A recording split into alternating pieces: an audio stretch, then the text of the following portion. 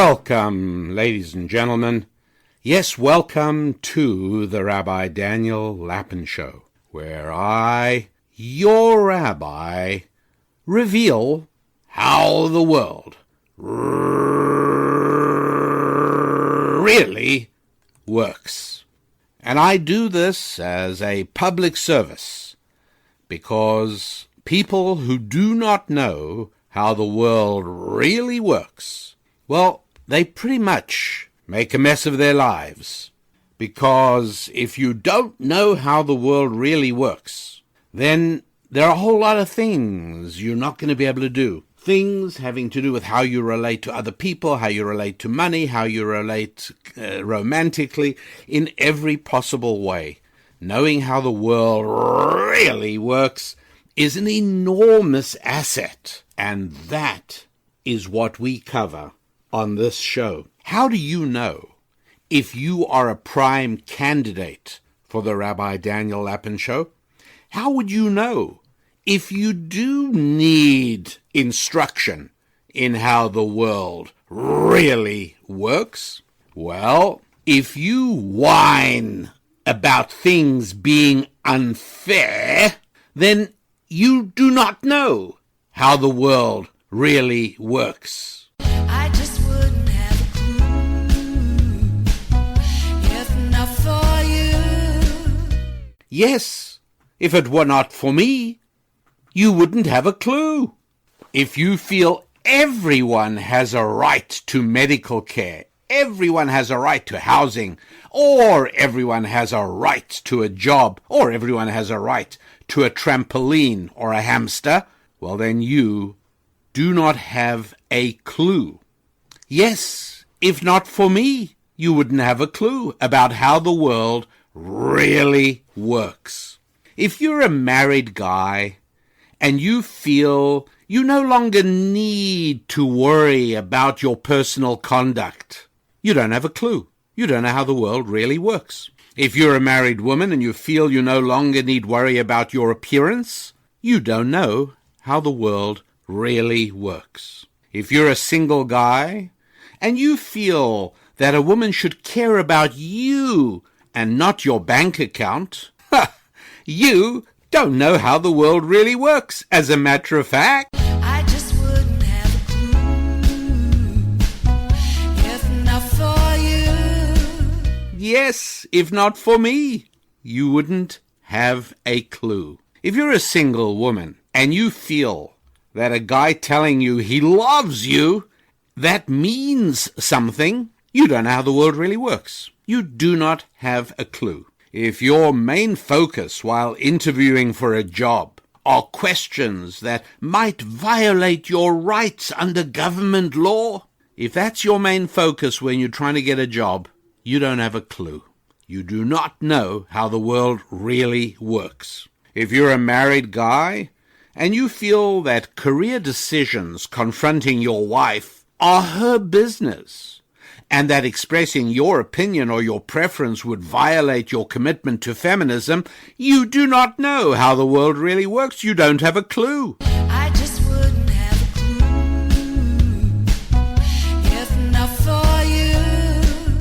Yes, if not for me, you wouldn't have a clue. If you're a parent and you feel that your primary obligation to your children is getting them on that yellow school bus every morning, you do not know how the world really works. If you're a parent and you feel that encouraging your kids to address you by your first name will help them develop into normal, healthy adults, you don't have a clue about how the world really works. Yes, if not for me, you wouldn't have a clue. If you're a parent and would rather your children cheat at an exam than smoke a cigarette, I just wouldn't have a clue if not for you.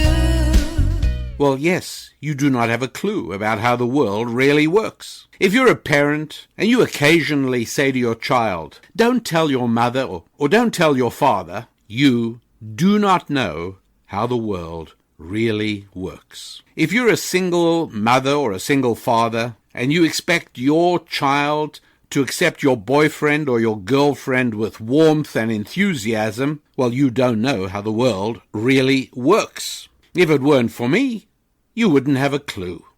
If you're a parent and you feel it's okay for a doctor or a nurse to insist on speaking to your 12-year-old without you being in the room, you don't have a clue. You don't know how the world really works.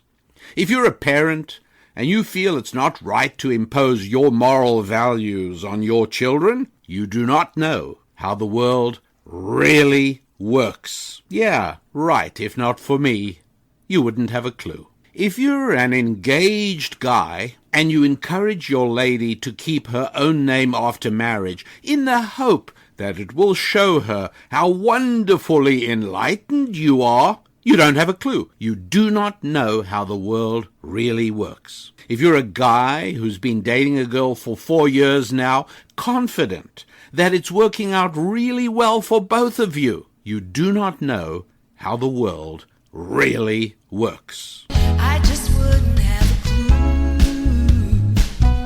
if not for you.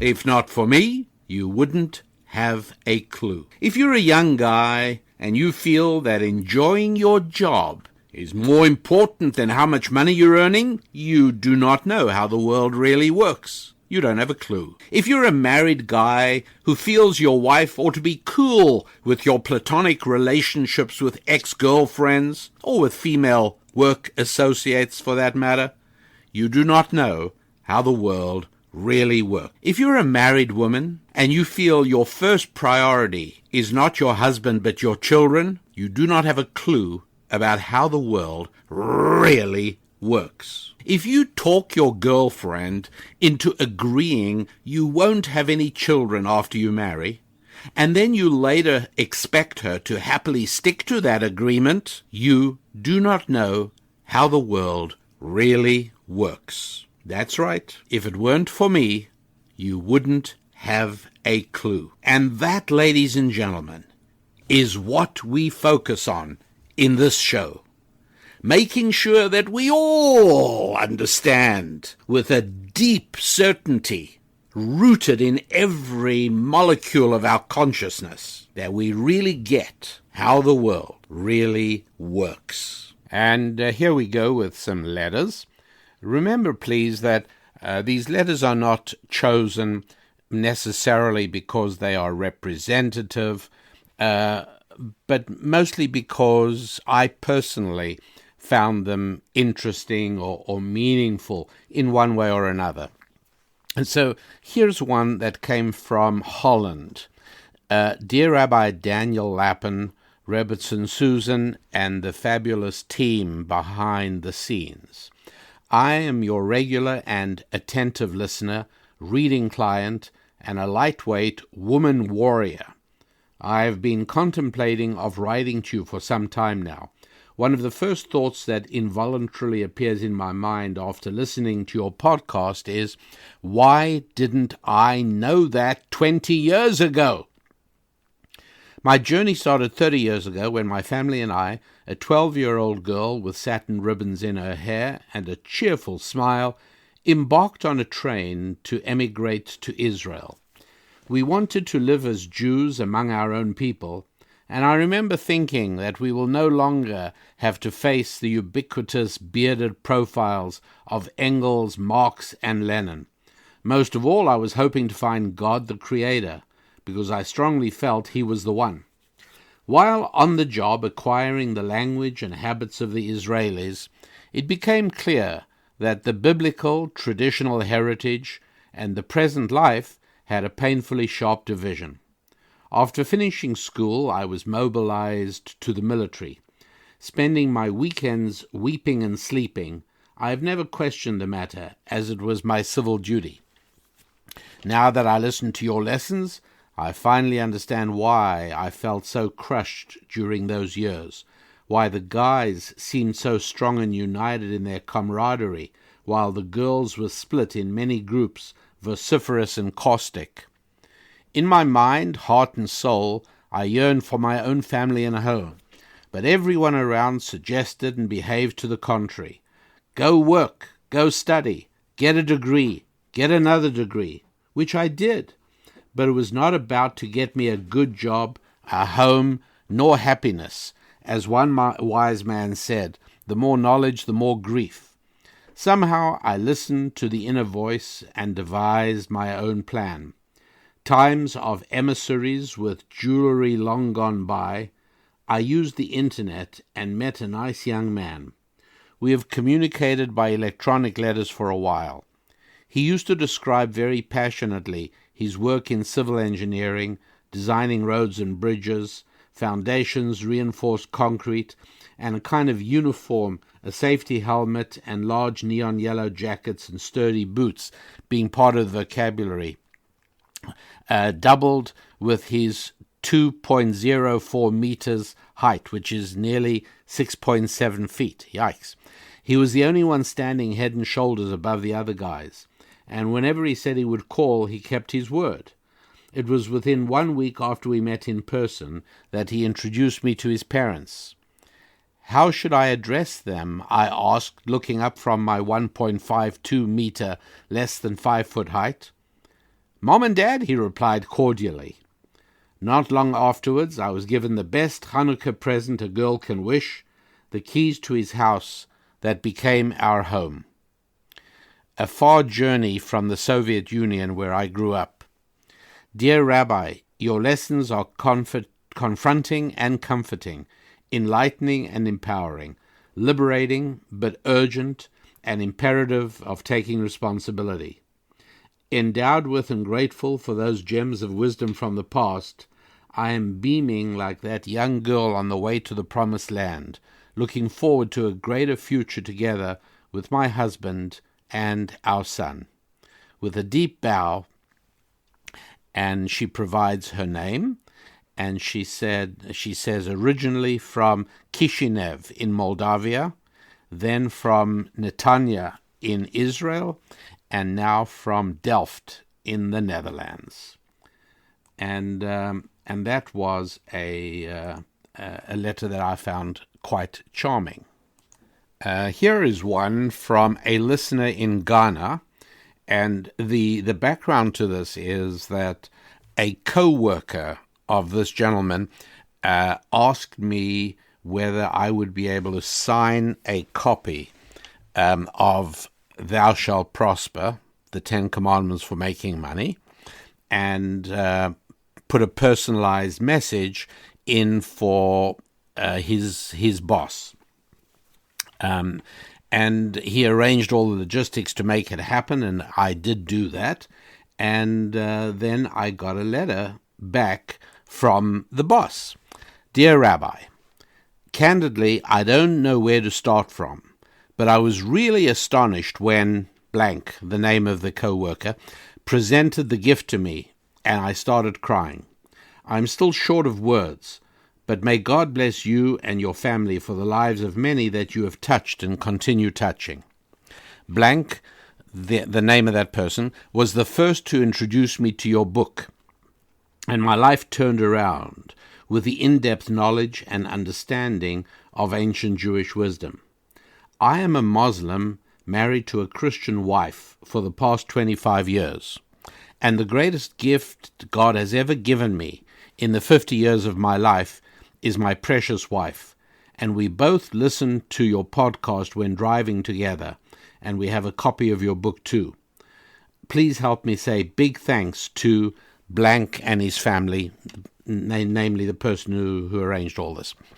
Continuing the letter, I had the chance to do a diploma course in Israel 3 years ago, and I had the opportunity to see most of the interesting sights and knowledge of the Jewish people, which has made me a better person, complete with your books and audio. Further to the above, I would be grateful if you would let me know your schedule, your free time, before, and he gave a recent month, to respectfully grant me an audience for a few minutes to have the opportunity to fly and meet you wherever you may be, to interact and have a picture with you for my library. Would like to end by saying a big thank you once again for taking the time to write me such a wonderful script on my birthday, which uplifted my soul beyond understanding. I'm still speechless, and God bless you and your household. Shalom. And it's signed by this businessman in Accra in Ghana.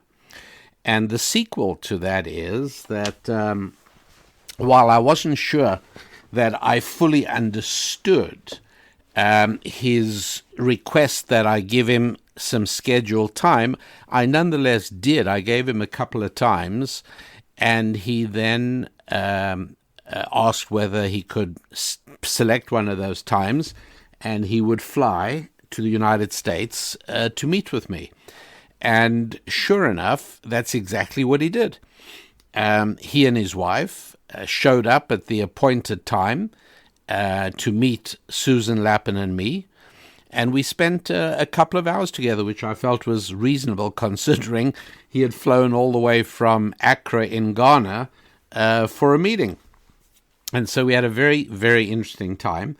And it so happens, I'm not going to say coincidentally, because I don't think there is such a thing as coincidences, but I will be meeting him again because I will be actually giving a few speeches in Ghana within the next little while before the summer. So funny how these things work. And maybe a last one. Here's a third one. The background to this one is that I was the rabbi of a synagogue that I planted in Venice, California, on the outskirts of Los Angeles near the beach. And there was an individual there who became a very devoted and dedicated student of my Bible teaching, and we became friendly as well. And on one occasion, Susan Lappin's childhood friend, a girl she grew up with, being friends from elementary school, came out to visit her from New York, where we were, of course, in Los Angeles. And this young woman met my student and friend, and they got married. And as time went by, they had 5 children, and they raised a beautiful family. And their oldest son then became something of a student of mine, and we studied a number of times together, and I actually officiated at his marriage, which was all very exciting because a couple of decades earlier, I'd officiated at his parents' marriage, my friend and Susan's friend marrying one another. So that was a joyful marriage a while back. And then more recently, I officiated the marriage of their oldest son. So this was all quite lovely. This is a letter I got from that son. I get letters from him all the time, and they're all interesting, very interesting. But this is just one. Rabbi Lappin, I'm about to leave Las Vegas after a short business trip. I was thinking about how much I've benefited from a business ideology that values real relationships as opposed to viewing people as objects to manipulate for personal gain.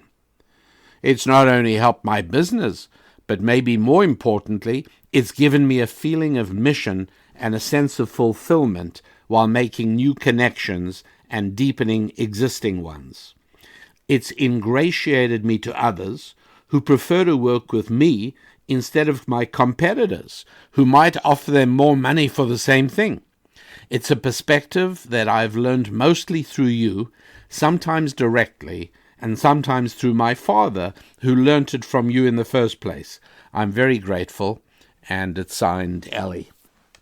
And so, beautiful, beautiful letters, and I'm sure you envy me receiving letters like this. I'm very grateful, profoundly humbled and grateful by the sort of letters that I do get from people. They're quite wonderful. I read them all and respond to as many of them as I possibly can. Now, some of you may have encountered a report from the General Social Survey. General Social Survey is an institution at the University of Chicago that periodically examines trends and spreading of ideas in American culture. They've looked at things like how willing are Americans really to pay deeply out of their pockets to solve the problems of climate change. And they do this every few years, and they measure changing trends. They did one on attitudes towards firearms, and somewhat interesting. I'm always very skeptical of polls, and I'm proud to remind you, if not obnoxious to remind you, that in the lead up to the November 2016 presidential election, I told you then of the fundamental flaws in polls, in spite of the naive and childlike belief that so many people have in the polls. So I don't have excessive confidence in these polls, but the General Social Survey is being spoken about because they've announced a big increase in atheism in the United States. And I thought that we ought to take a little bit of a look at that, because I am very skeptical about it, with good reason. I don't believe it. I think there's interesting information there, but the notion that atheism is on the march and Judeo-Christian faiths are in retreat, don't you believe a word of that. We may see the predators prowling around, but it's not going to mean very much, and I'm going to explain to you why that is. So if you've heard this, if people in your circle have been talking about, atheism is growing in the United States, it's not so simple as that. And it's basically largely not correct, at least in no practical way. Let me explain what I mean. First of all, how about we start with a simple fact?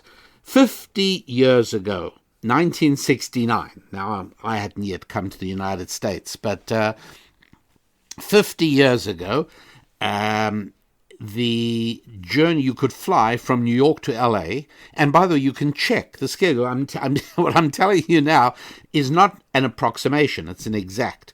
It took 5 hours to fly from JFK to Los Angeles Airport, LAX. That's what it took.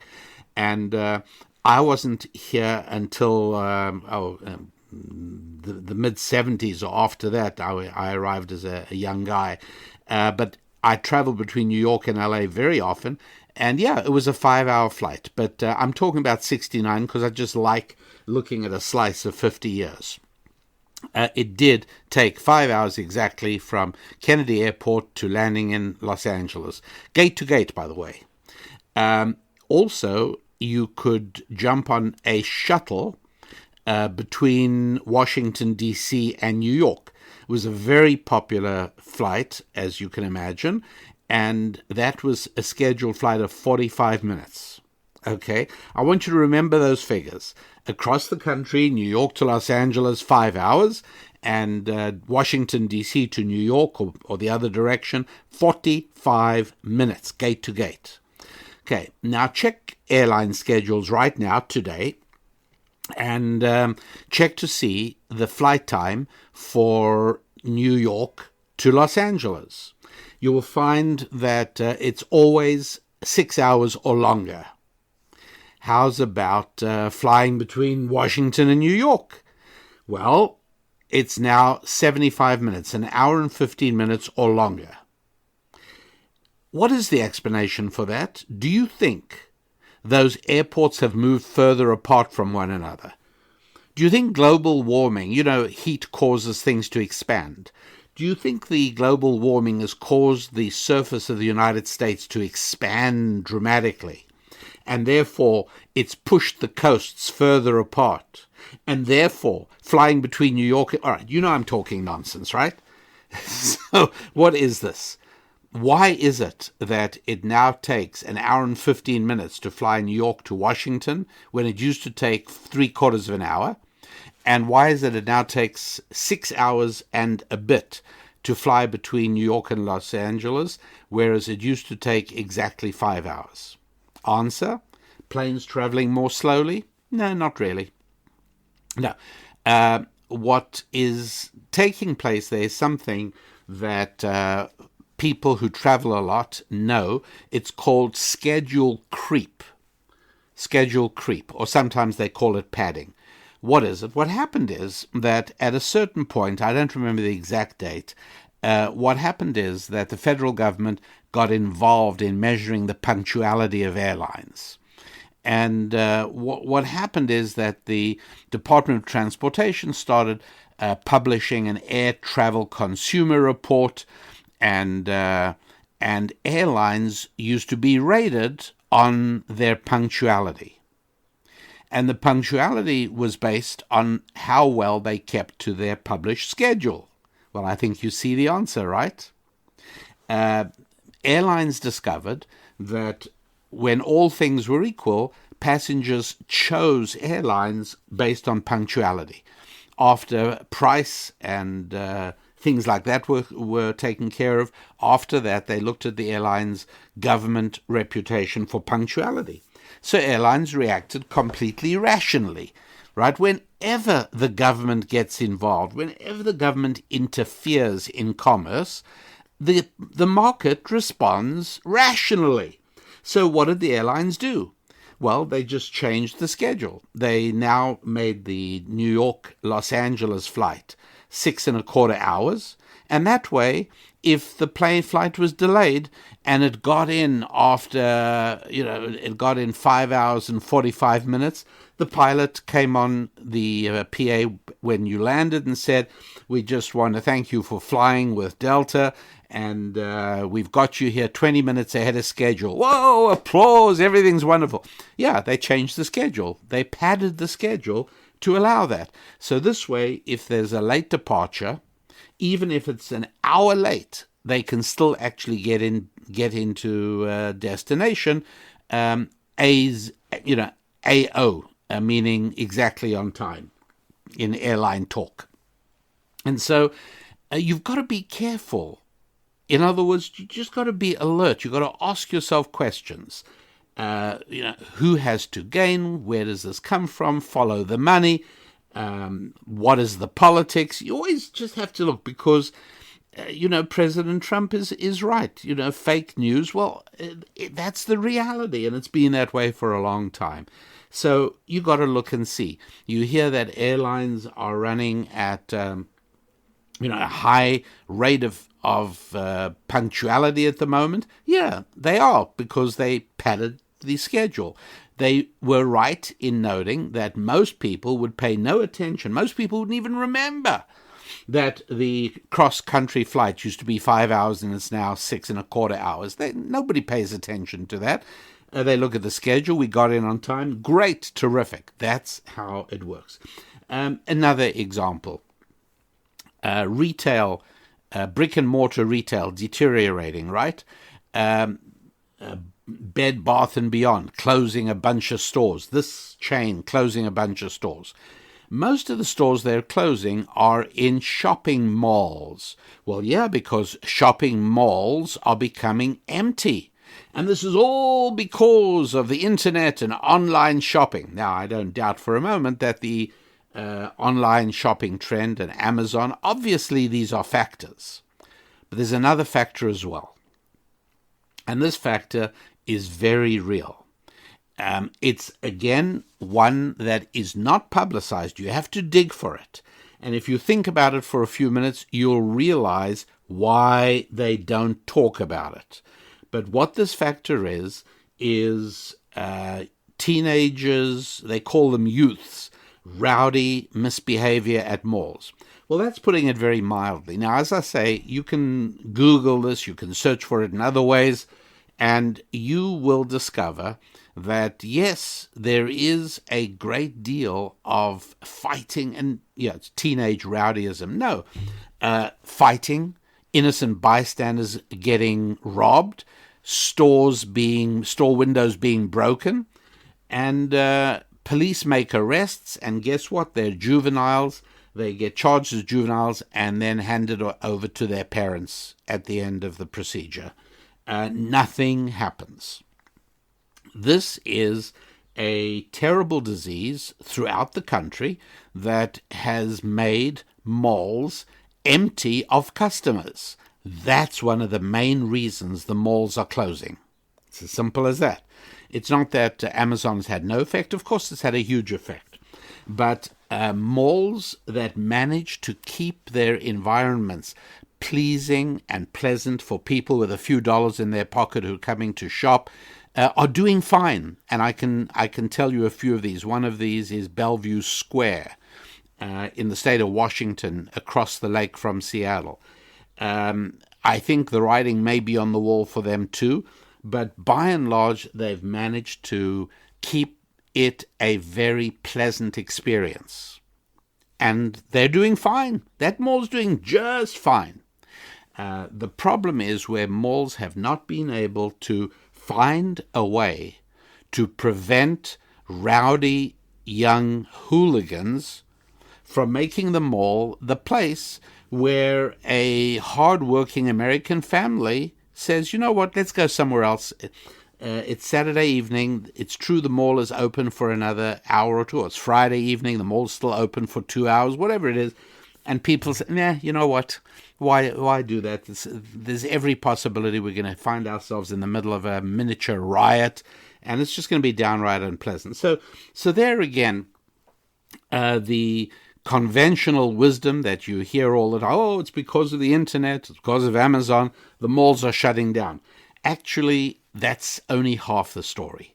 Another part of the story is, I can't call it anything other than rioting on the part of hundreds of young people who come in there, and they make it just impossible. I mean, it's frightening, it's unpleasant, it's dangerous. Fine, we'll stay away.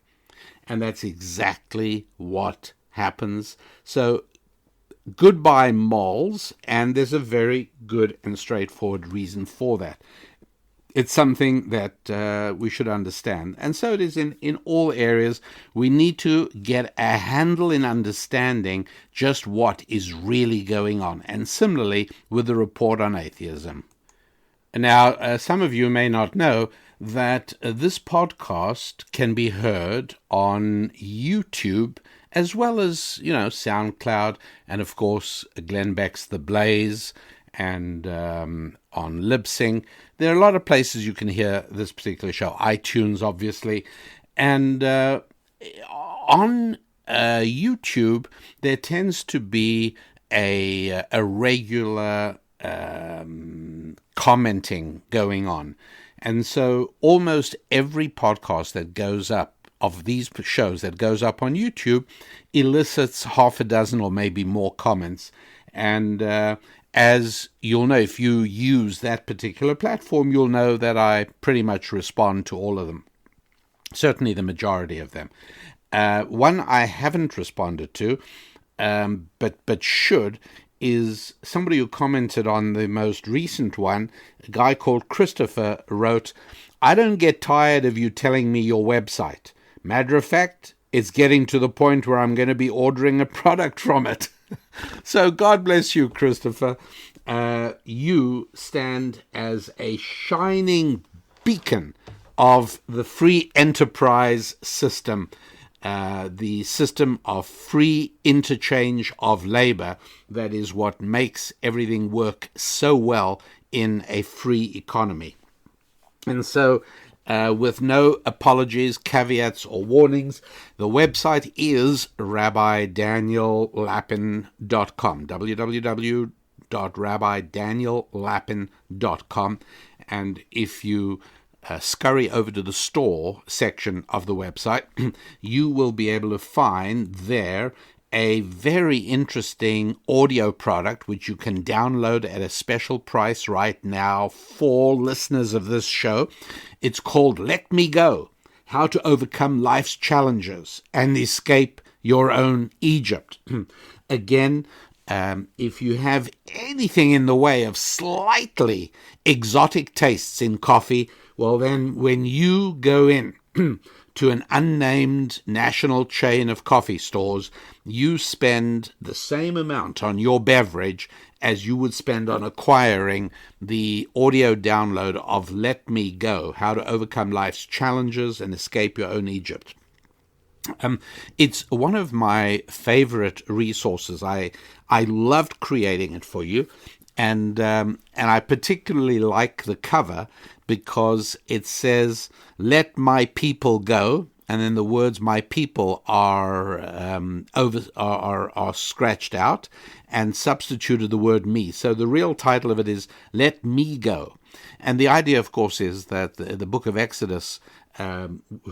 So many chapters, more than 10 chapters of which are devoted to the Exodus, is something that really needs ancient Jewish wisdom to understand.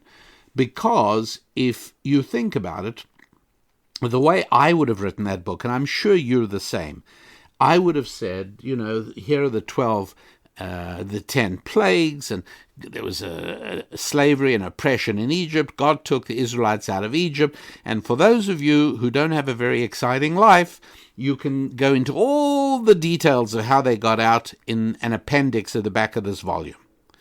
But that's not exactly what the good Lord did in his message to mankind, and instead broke the whole thing down into chapter after chapter after chapter. And ancient Jewish wisdom explains that the reason is because it's not meant merely as a historic account of something that happened a long time ago. No, it's not like that at all. It is actually a manual for escaping your own Egypt. What is Egypt? Well, again, in ancient Jewish wisdom, we point out that in the Lord's language, every name has a meaning.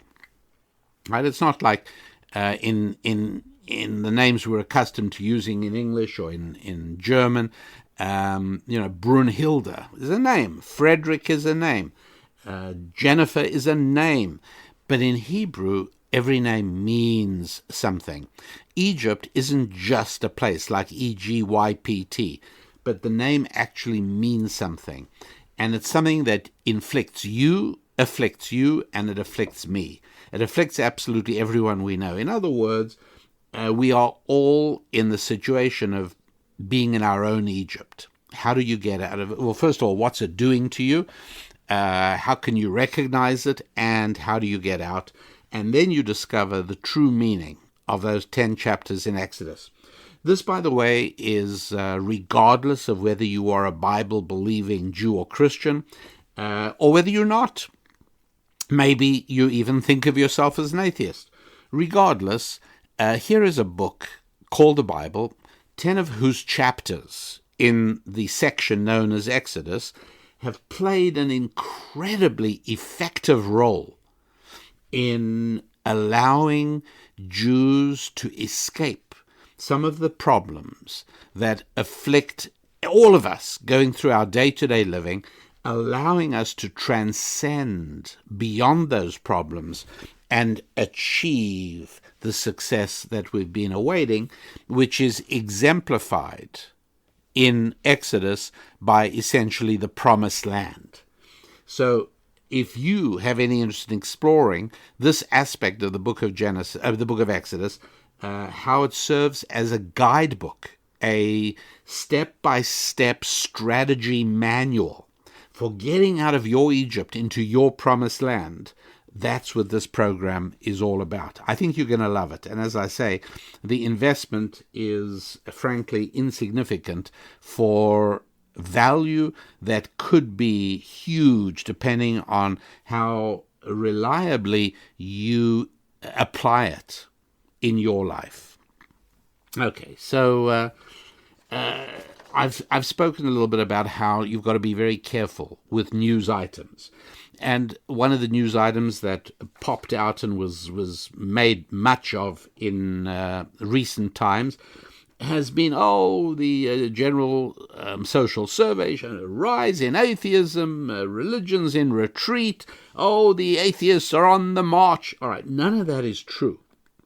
But what happens is that the number of Americans who respond, the multiple choice question, are you Protestant, are you religious, are you Muslim, are you this, or none of the above, the number of people who say none of the above is now 23% of the population, and it's never been higher.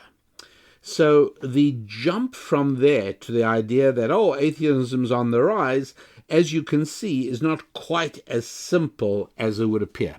Particularly when you see that those numbers, they've changed, right? I mean, it would seem as if in about 15 years, it went from 16% to 23%, right? Big change.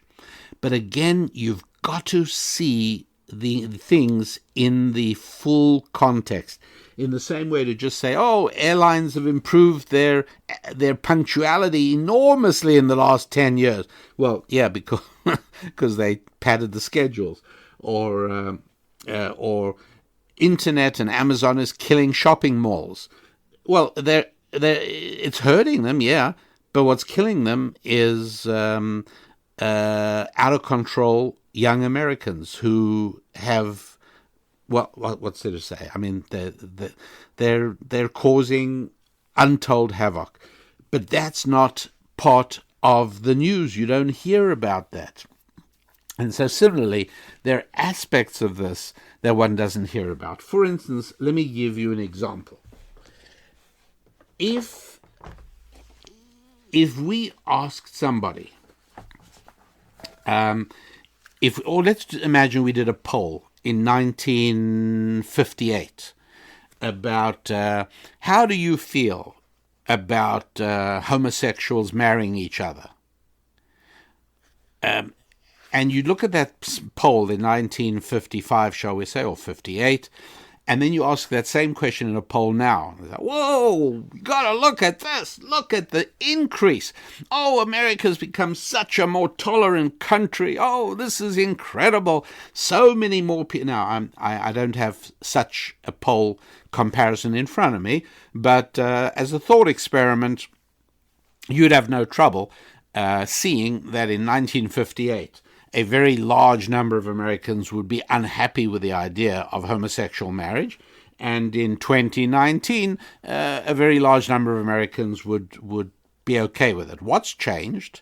It's not just attitudes, but it's also the comfort that people have in saying certain things to a reviewer or to a poll taker or to a study. There's a very big difference. Abortion. You can't just bring differences from yesterday to today and draw conclusions, because the social environment has made it likely that people are answering the question differently. If you would have asked back when, should males be allowed to compete against females in wrestling, you would have been laughed out of the room. Nobody would have paid the slightest bit of attention. How silly is that question? Today you'd get a different answer.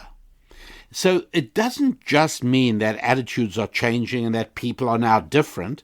What it means is that the way people respond to these questions has changed dramatically. The researchers have known this for years, particularly with questions about private matters like sexuality in general, where people say, oh, we've studied, and there's an increase in adulterous behavior going on. Okay, again, the kind of people who are comfortable discussing this with a stranger are likely to be, shall we say, the less restrained, the more adventurous in a negative, in a bad way. So don't just take poll figures as actually meaning anything. And the same is true over here. So, for instance, just one thing. People may answer and say not religious or no religion. But then when a follow-up or a different study says, are you religious or are you spiritual? Are you both? Are you neither? When you put in spiritual, the numbers change dramatically. A whole lot of people come out saying they are spiritual but not religious. Now, what are those? Well, You see, certainly in Judaism, a lot of people conflate the word religious with the word orthodox, or the word observant. Right? So what is an observant Jew? An observant Jew is a Jew who confines his diet. He only eats things that are kosher. A religious Jew observes the Sabbath, meaning he doesn't turn on his computer or use a phone or get in his car or his motorcycle or on an airplane from Friday night until Saturday night, the Sabbath. And I'll give you one more thing. These are like the main three, okay? The third one is that he abstains from physical relationships with his or her spouse for part of the month during an obvious time. I'm being somewhat circumspect because I've received letters over the last couple of months about people saying that they like listening with their children, which is fantastic. So if you are listening as a family right now, if you are listening with your parents or you're listening with your children, that gives me a very, very good feeling, and I wish you'd write and tell me about it. I do want to know about it. I really appreciate that, and I think it's wonderful. So anyway, just as much as possible, I want to try and be circumspect. So those things would label a person an observant Jew, okay? Observant. What is a religious Jew? A religious Jew is somebody who is quite certain that God gave his message to mankind through Moses on Mount Sinai a little over 3,300 years ago. That's what a religious Jew is. All right? Or maybe I'd stretch that a little bit. Leave it at that. That's a religious Jew. Now, many, and probably a majority of observant Jews are religious. I wouldn't say necessarily that all religious Jews are observant. In other words, there are many people who say, you know what, every indication is, I would have to say I do think the Bible came into existence through supernatural methods, and God probably did give it to Moses on Mount Sinai 3,300 years ago. That should oblige me to only eat food that is kosher. It should oblige me to obey the fourth commandment about keeping the Sabbath. For a variety of reasons, I cannot, or I do not, or I choose not to do those things. So there is such a thing as religious Jews who are not observant. And then there are also observant Jews who are part of a culture. They live in a Jewish hood, a neighborhood. They wear Jewish clothing, which shouldn't be, but is characterized as, black coats, black hats, side curls, and the things you see a particular subgroup of observant Jews called Hasidim wear. There are many observant Jews who do not dress that way, but there are also many Jews who do dress that way who are not fully observant. They're only observant when they are in their hood, but when they're on business trips, they are not. Then you've got people who dress that way who are observant, but they're observant because of social reasons. Their families are, they wouldn't want to depart from the family customs and practices, so they do those things, but they don't actually connect them with God. I'm going through all of that just because I know it best in my own religion, and I know that you will be able to translate that comfortably into whatever is your religion, or maybe you are among the no religions, okay? But the point I'm making is that there are people who may well say no religion. Why? Because they've got turned off of church. But it doesn't mean that they don't pray. It doesn't mean that you see what I'm saying? The way people answer these things is not always scientifically reliable. So that would be one, the spiritual religious one. Now again, I mean, obviously there are also New Age spiritual people. Fine, but the Austin Institute for the Study of Family and Culture in Texas. They did a recent study, and by the way, theirs was nearly 16,000 people in the study, whereas the General Survey study about atheism is only about 2,000 people. That's important. Anyway, what they found is that more than 10% of the people who say no religion, a whole lot of those people answered yes to the question, do you think there is life or some sort of conscious existence after death? You hear that? So right away, if there's 23% of Americans who say no to religion on that survey, 32%, I'm sorry, I said more than 10, it's actually 32% say yes to the question, do you think there is life or some sort of conscious existence after death? Well, that's not an atheist. How about this? 6% of people who said no, none religion, and who, according to many of the news reports about the survey, are now saying, well, 23% of Americans are atheists. Well, wait a sec. A whole lot of those said they believe in the bodily resurrection of the dead. Like Jesus, right? I mean, so atheism, it doesn't sound like it to me. And so it's really important to understand that there is a vested interest in the culture in increasing the appearance of the number of atheists. They have a vested interest in trying to do that. And it's important that we do understand that. It is a reality, and it is something that they very much want to promote.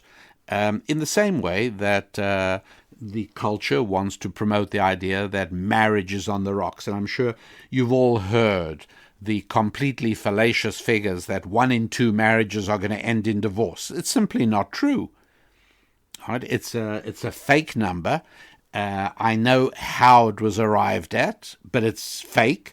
You've all heard 94% of scientists believe in climate change caused by humans. It's not true. Completely not true. But in the same way that the culture has a vested interest in expanding the number of failed marriages and that families are no longer, right, they have a reason for doing that. Do I have to tell you the reason? Well, probably not. I'm sure I'm insulting you because you know the answer, but one of the reasons is that the overwhelming majority of people on welfare are unmarried people, because by and large, people who are married are independent. The majority of married women are not liberals. The majority of single women are liberals, because it's a very simple reality. It's how the world really works, that women are not strong as men, and therefore women seek a man able to protect them. It's called a husband.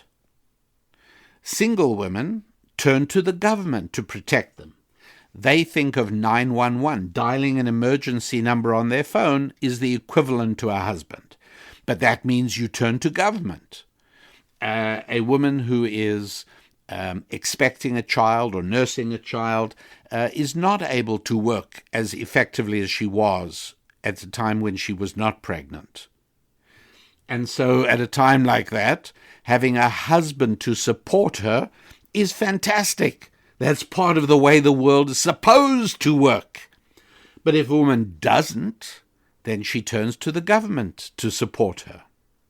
And so since people in that category can be counted upon to vote Democrat, obviously the culture leaning left has a preference for encouraging people to think that that's okay and to normalize that behavior, so as more and more people should have children out of wedlock, and that more and more people should not get married. That's right. And you know what? they've been extraordinarily successful. If you just look at the way the figures for illegitimate children, and I know some of you are going to, oh, you can't demonize the children, it's not their fault. I've actually covered that in an earlier podcast, so let's not go there right now. Do me the respect as I you of knowing that I'm not a complete moron.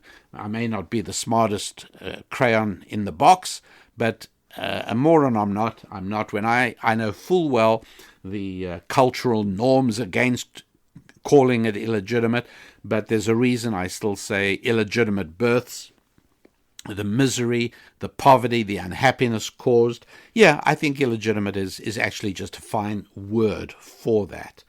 And so the culture, unfortunately, encourages all of that tragically. Yeah, that's exactly what happens. And so here as well, the culture does everything it can to increase the notion that atheism is on the rise and on the increase. Really not so simple at all, and certainly not at all accurate. The website is rabbidaniellapin.com, and I don't want to use up too much of our remaining short time talking about the resource that I'm recommending to your attention, but it is called Let Me Go. Let Me Go is the title. It's an audio program that you can easily lay your hands on, and it's essentially a step-by-step strategy using the spiritual tools of the book of Exodus for getting out of your own Egypt to the promised land. It's not a long audio program, and it's not expensive at all. So it is, I think, in terms of value, it's really one of the best things we do. I measure these things in terms of letters I get or what people say to me when I speak at churches around the country. I do keep a record of when people speak of something having helped them and really impacted their lives. I always find out what it was. Well, a lot of the time, it's books like Thou Shalt Prosper or Business Secrets from the Bible. A lot of the times, it is audio programs like Madam, I'm Adam, Decoding Marriage Secrets from Eden.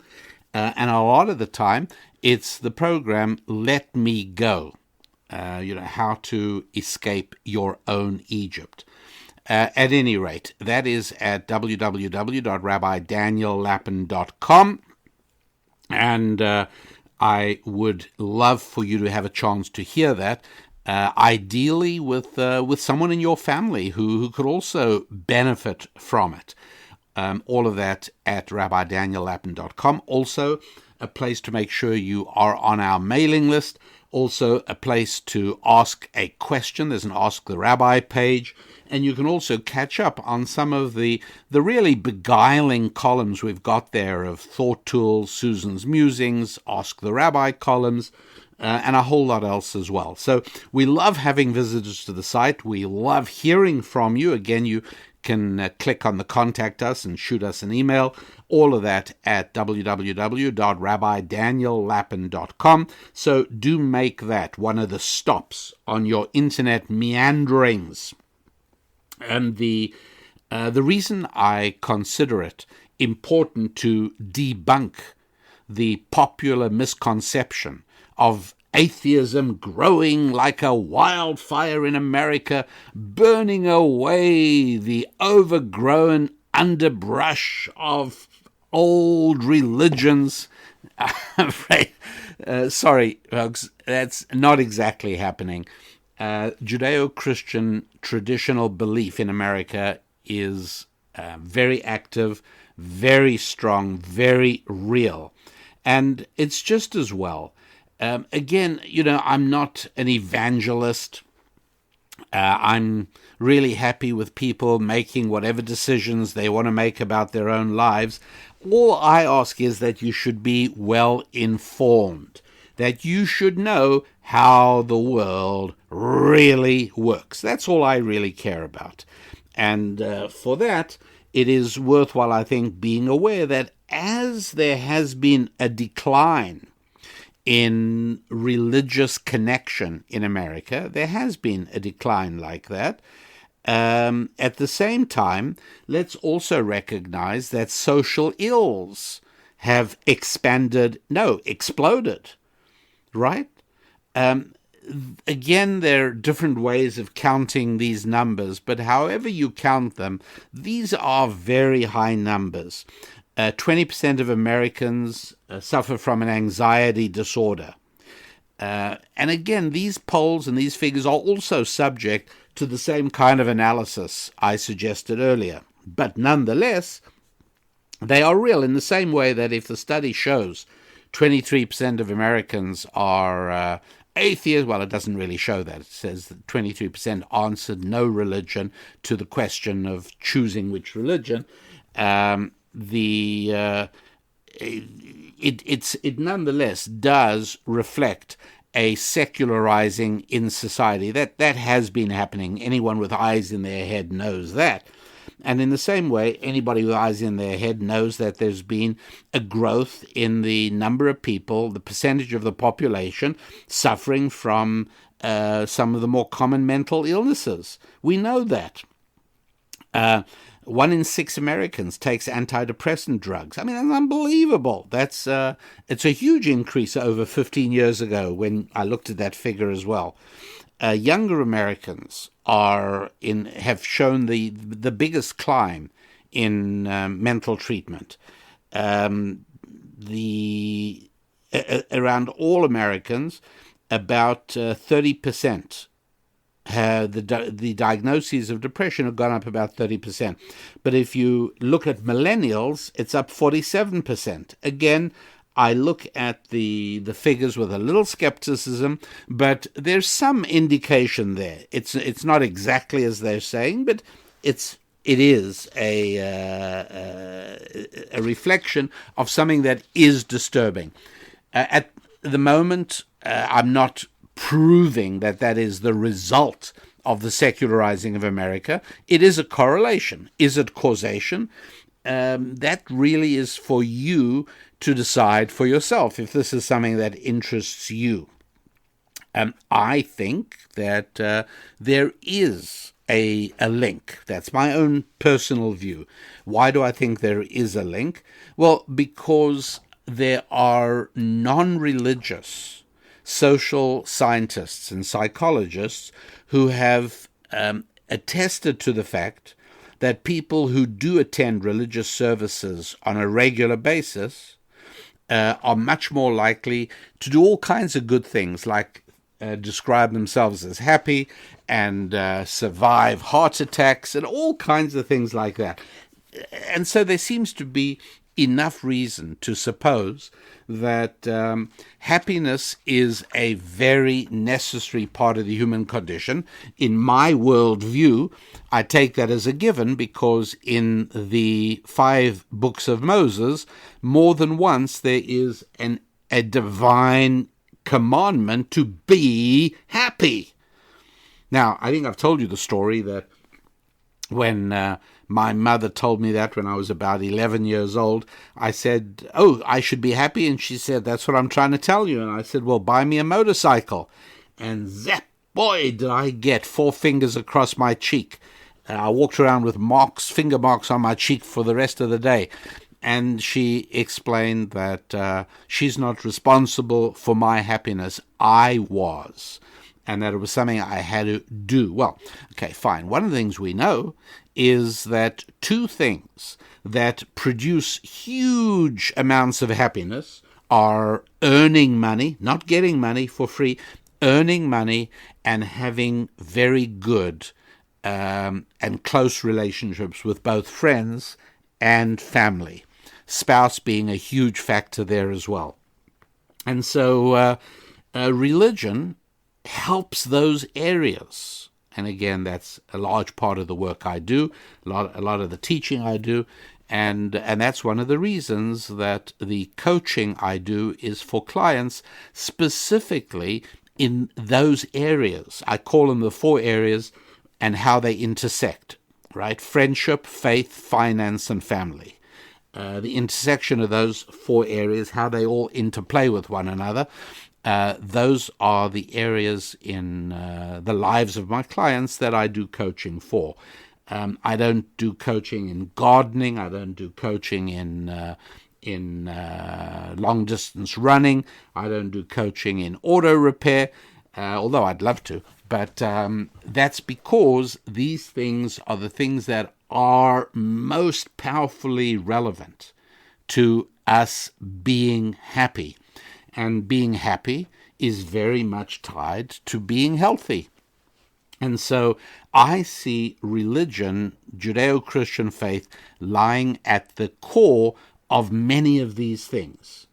I also see it lying at the core of civilization in general. In other words, if I have an interest in my society continuing onwards into the future, then I would very much want a fervent reigniting of the fuel that sustains civilization. And that, I believe, is Judeo-Christian thinking. Again, these are topics into which I've gone into great depth in earlier shows. You can always go back and listen to some of those if you're interested, and that'll be just fine. But for now, that takes us as far as we're going to go today. And so I thank you so much for being part of the show. Thank you for your writing in. Thank you for your engagement with us at RabbiDanielLapin.com. Wishing you a wonderful week with your friends and your family, a wonderful week with your faith and your finances. I'm Rabbi Daniel Lapin. God bless.